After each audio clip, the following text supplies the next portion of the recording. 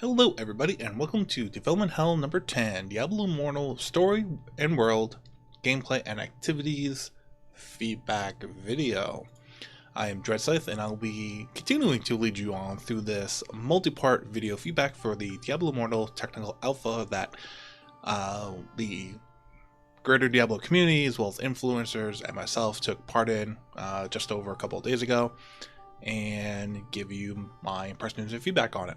So for this video, Story World, Gameplay and Activities is a monstrous amount of stuff to go through, so I'm going to do my best to cover as much as I can in as short of amount of time as I can, just giving brief impressions, feedback, and anything that I feel strongly that may need to be looked at or not, go through there. So without any further ado, let's get into it. So the story and world aspect of the game, the world, the zones you go into, the world itself feels really big. There's quite a few zones that we go into. Each one has a very unique feel, a very unique atmosphere. The mobs that we fight along the way are unique to each zone.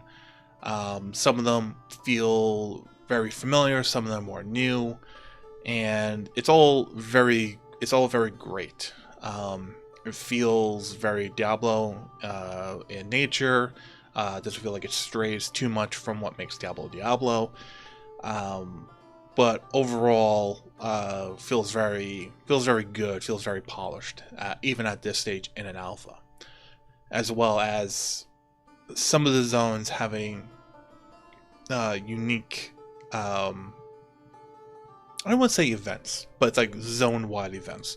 Like for instance, the cemetery zone having the haunted carriage event, where you're basically tailing a haunted horse-drawn carriage to where the tax collector is at the end of it. You kill him and you get a couple rewards, but you basically run through the entire zone killing mobs trying to take out this carriage, and that's it. In the Biofen, there's the infamous arena, PvP arena, where every 3 hours a chest would spawn with a mob. You kill the mob, and then you as a player try to open the chest, but it's a PvP enabled area, so any players that are there that are not in a party with you are open to kill. So for anyone who's coming from a World of Warcraft background, especially the olden days, who knows what the Garibashi Arena event is, that's more or less the same as that. The chest, if you're lucky enough to open it yourself solo or in a group and you're live when that chest is open, you get a guaranteed legendary item. So there's a real incentive to try to be in a party or be the last one living to open up that chest. And lastly, in the Deadwood, there's a Purify the Corruption event, and what happens, it's a little bit, I guess the best way I kind of describe it, again using WoW similes, is in WoW there's like area events where you have to basically fill up the bar from 0 to 100%. This is kind of the same way. You kill mobs in the entire zone, and eventually you go from 0 to 100% corruption. And then there's a tree in the zone, a specific tree that you actually hit up during the storyline. So it's not just randomly placed there; it's actually part of the storyline. And then this tree sucks all the corruption out of you, makes a corrupted shadow version of yourself, and you have X amount of seconds to kill it, and then you get some crafting rewards, some other things from it. It's all great. For those particular unique events, not so much the PvP arena, because that's really good reward for the effort you have to put in, but for the haunted carriage as well as the Purify the Corruption event and any other event that they are planning, considering again we only got up to level 45 out of 60 in the game. There's more zones, there's more storyline, that they really make sure that those zone specific events, they don't have to amp up the reward, because I don't want to get tied down that old school mentality that the reward has to be really good for me to want to do them. It would just be if they added, like, even if they added regular gems to those reward structures, or a unique currency that's already in the game, but you can only really get one other way, to make those zone events a little bit more rewarding, a little bit more worthwhile doing, that would be great. They're good already for the basic crafting materials, but again, making sure that if something is going to be put into the game, it has the incentive to match it. And I think that's where my funk is there are great things to have in there, they're great things to do, but the incentive to do them isn't quite that high enough yet. So again, not asking for the world, not asking for everything to have a guaranteed legendary, because then that takes away from the PvP arena. But maybe having gems, maybe having honor in one of them, maybe the haunted carrot, since the tax collector drops a lot more gold. Maybe the corruption has a chance of dropping gems, or has a chance of dropping something that's corrupted, that you go to a vendor, you uncorrupt it, and it could be something random. Like, who knows? You're the developers, you're better at this. I'm just putting up what feels.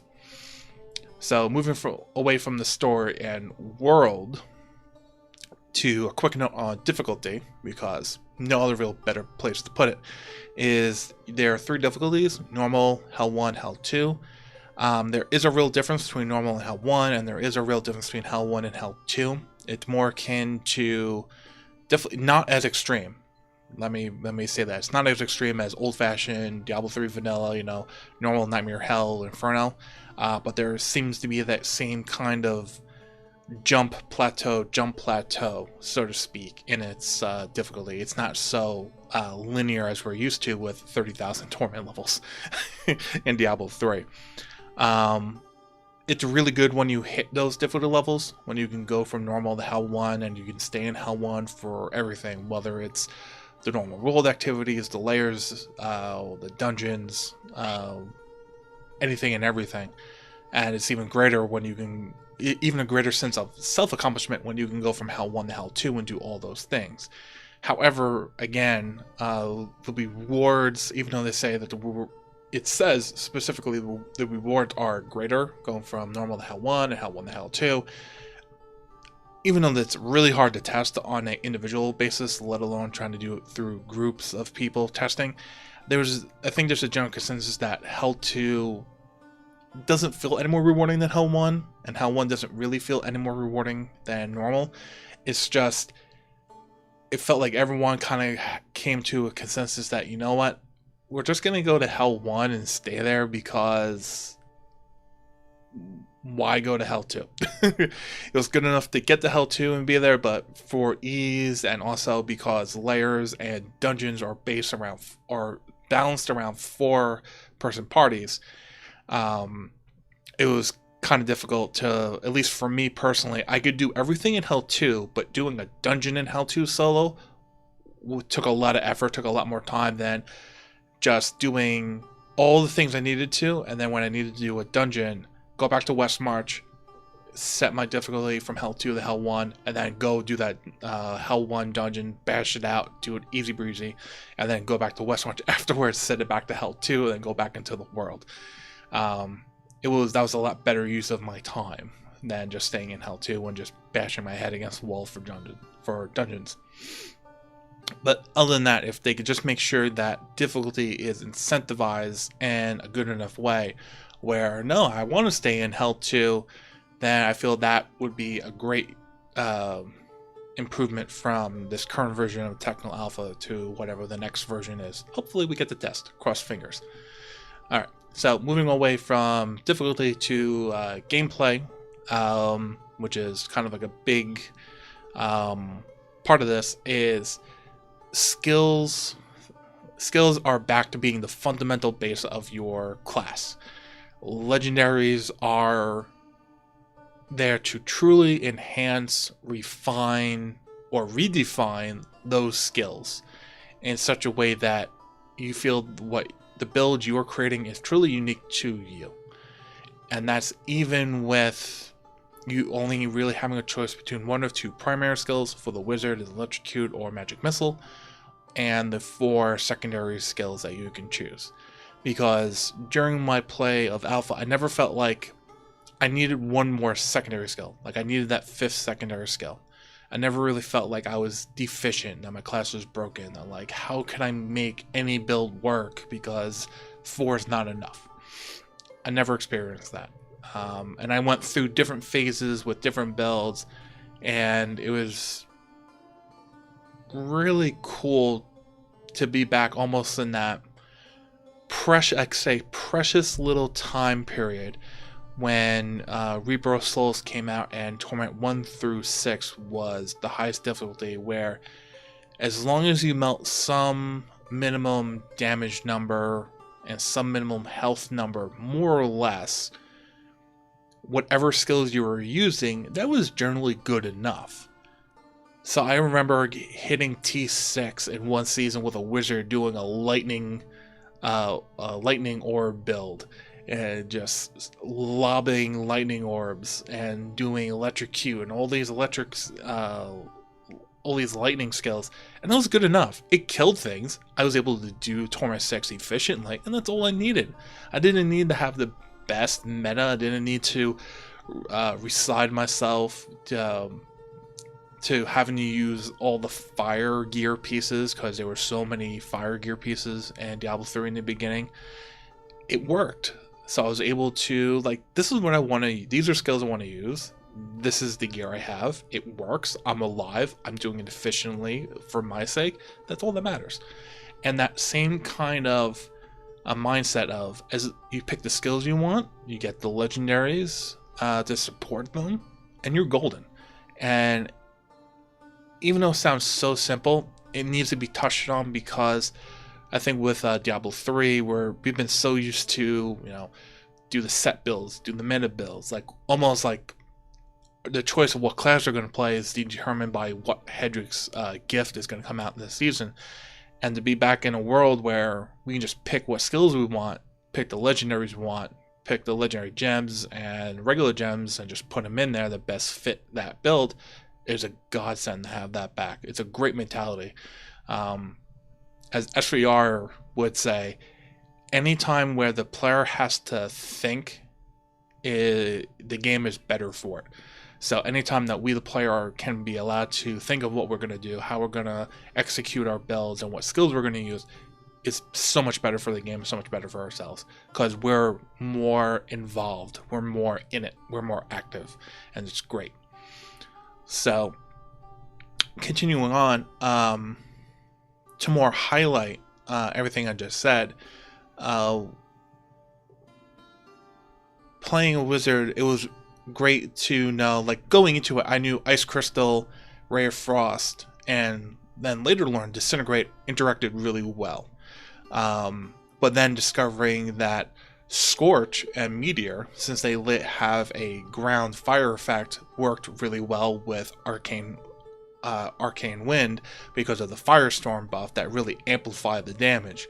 So, getting there are 2 different weapons for Arcane Winds. One of them turns Arctic Wind from a cone effect to basically tornadoes you shoot straight out from you, and they do massive amount of damage, and they add that Firestorm effect.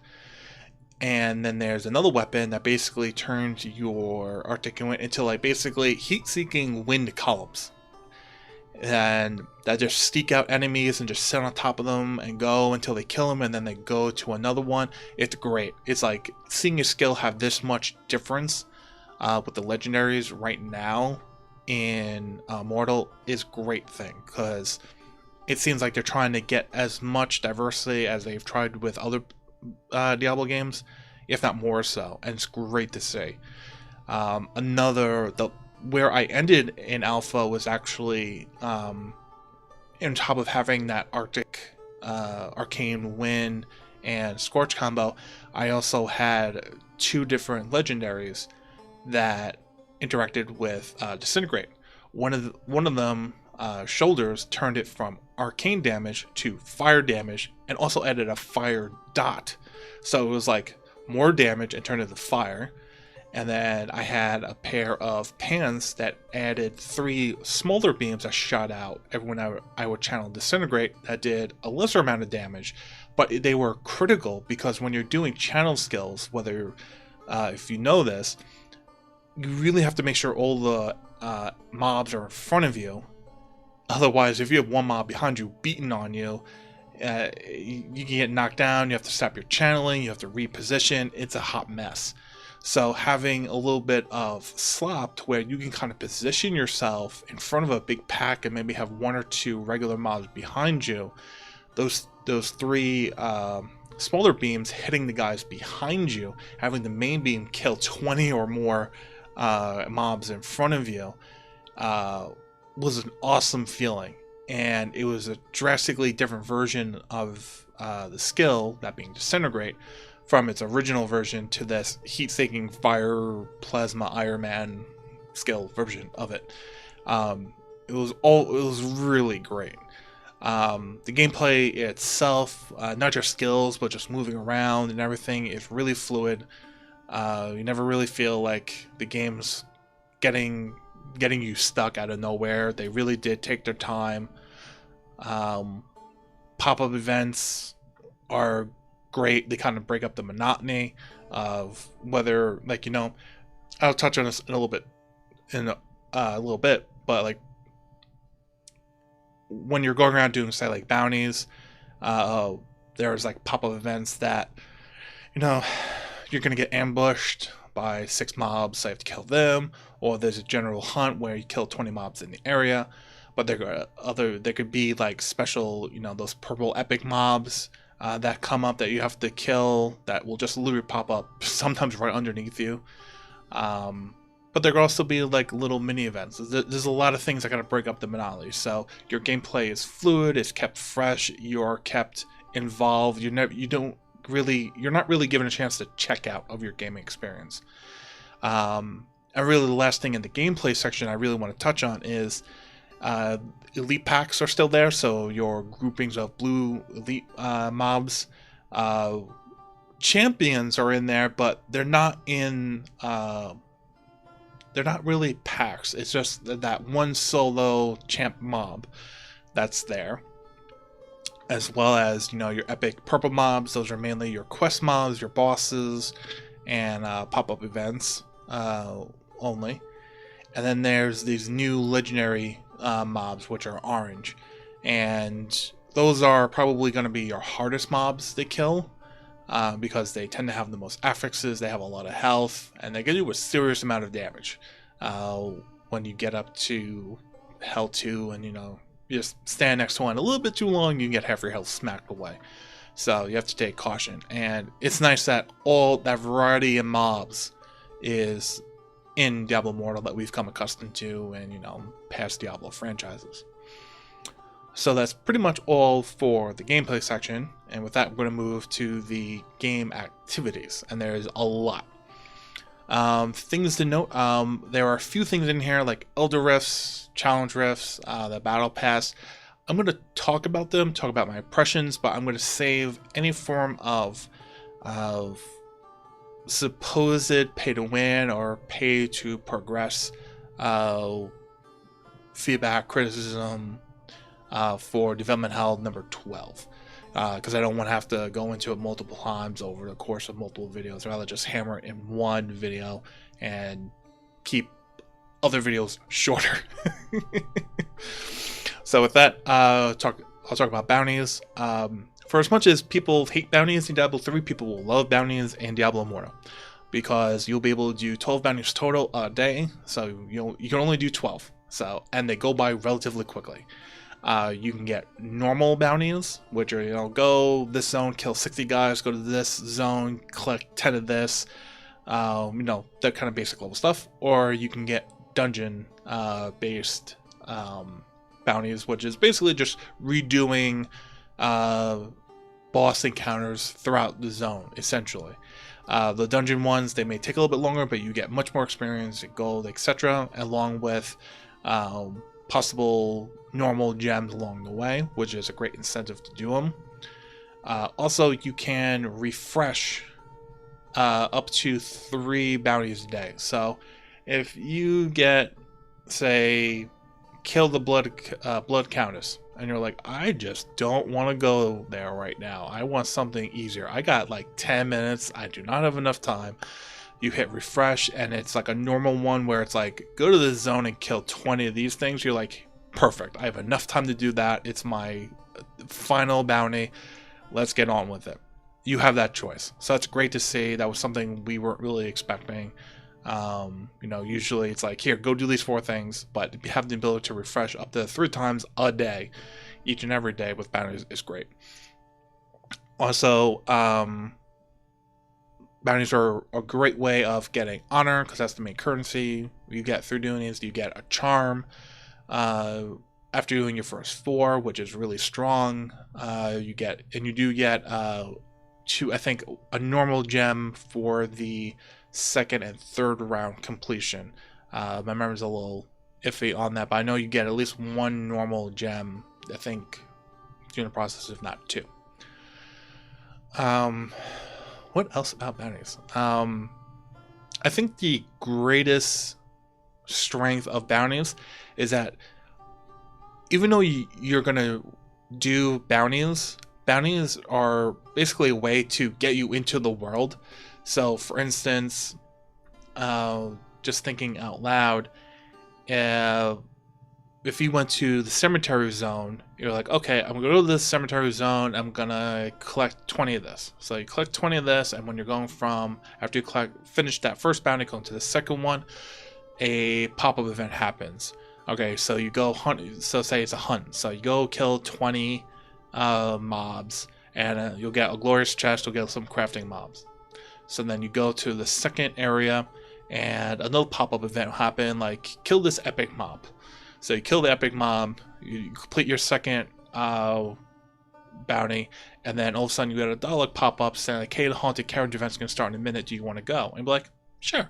So you'll go to the haunted carriage event, you'll complete that, you'll go through the zone, you'll get more materials, you'll get the tax collector at the end, you'll get some more higher end crafting materials from him, and then be like, okay, I need to go complete my 3rd bounty in here, and you'll go to that area, you'll complete it, and then who knows, maybe there's a legendary mob there, maybe there's a couple of elite packs in that area, you'll go kill them, and you feel really satisfied because you're not just completing bounties, you're actually more world farming at that point, that you just happen to be doing bounties.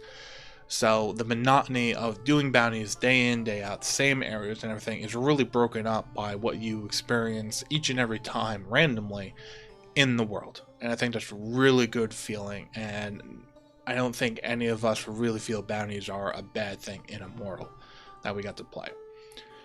Dungeons are essentially boss runs. You can go in them, you get experience. They play exactly the same as they do in the storyline, as they do in when you run them as a dungeon only. They're good, they're great. If you don't feel like, if you're not really that kind of a player, you're not at a loss for not doing them.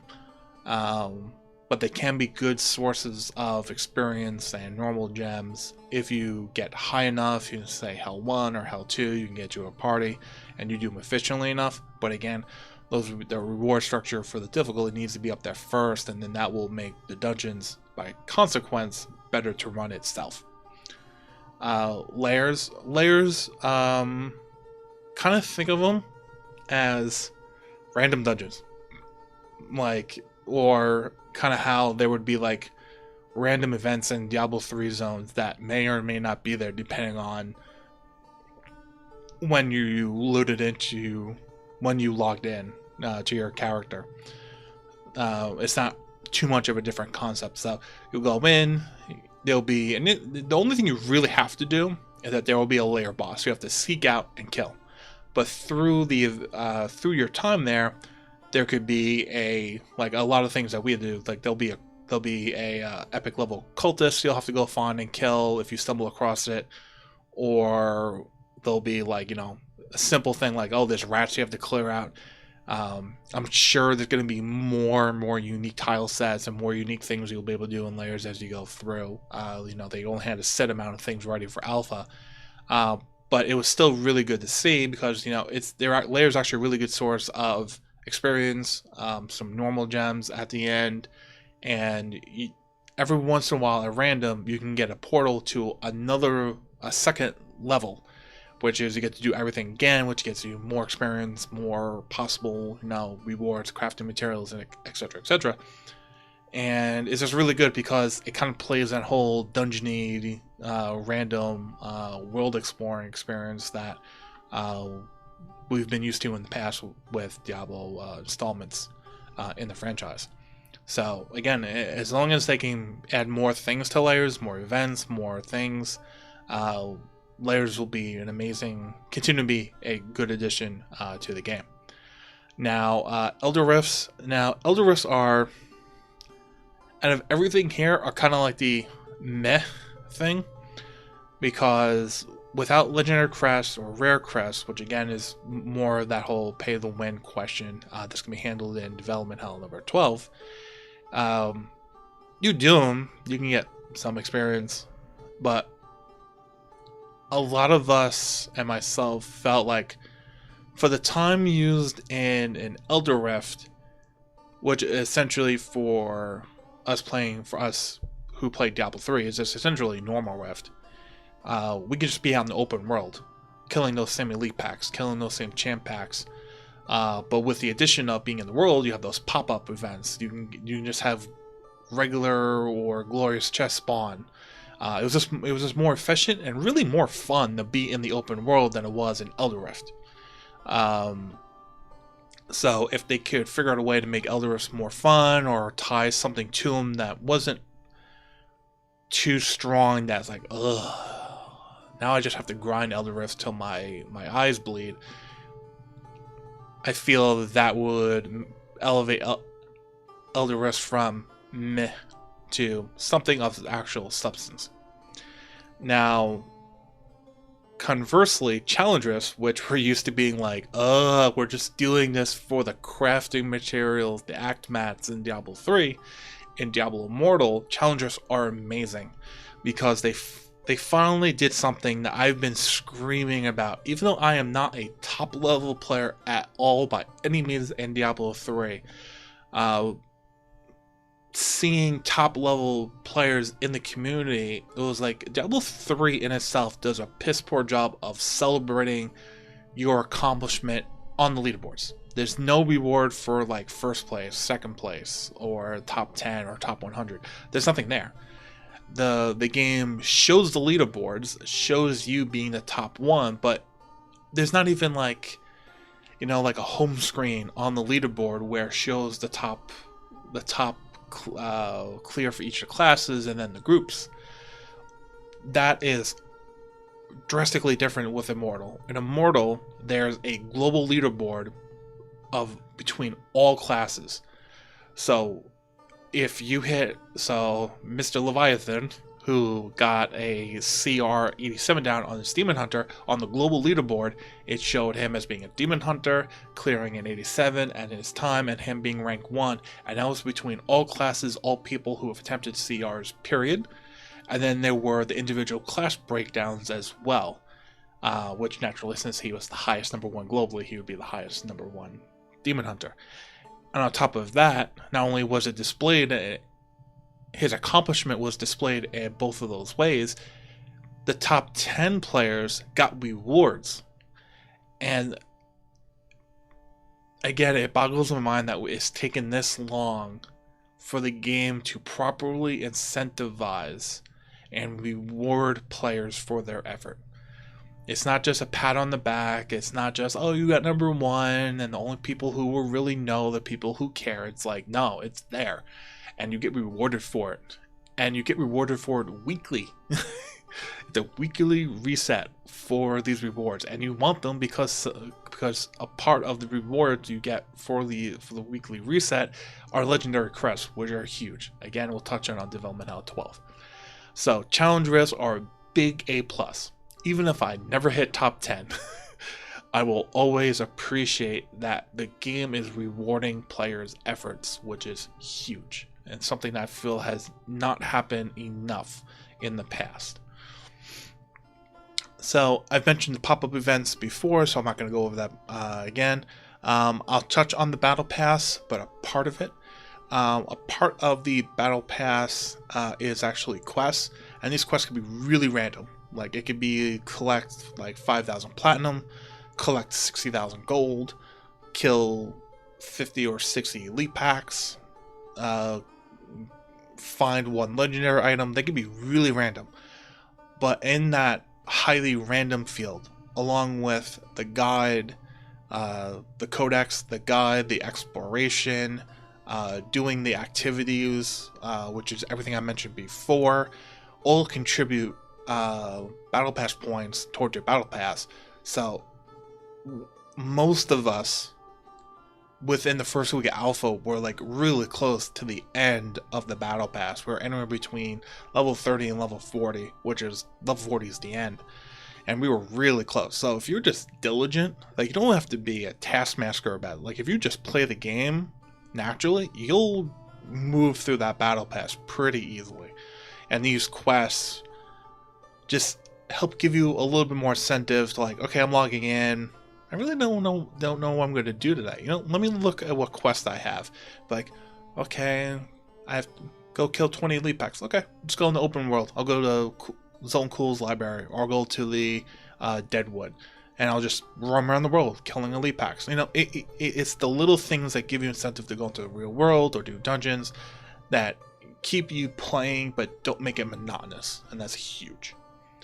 So with all that, again, the story world, gameplay, and activities for this video, I really feel like, again, just like the other video, it's like a 9 out of 10. A little bit more can be done, a little bit more can be tweaked. But overall, where the game is with these specific things in mind, everything is really well put together. And again, I am really happy, a little bit surprised, and a little bit shocked at how great the game does in these aspects. So for that, we're gonna end this video by saying thank you for watching. You can see more on blizzpro.com, and like I said in the previous video, eventually all this stuff will make it to my personal website at dresseth.com. And until the next video, have a good night.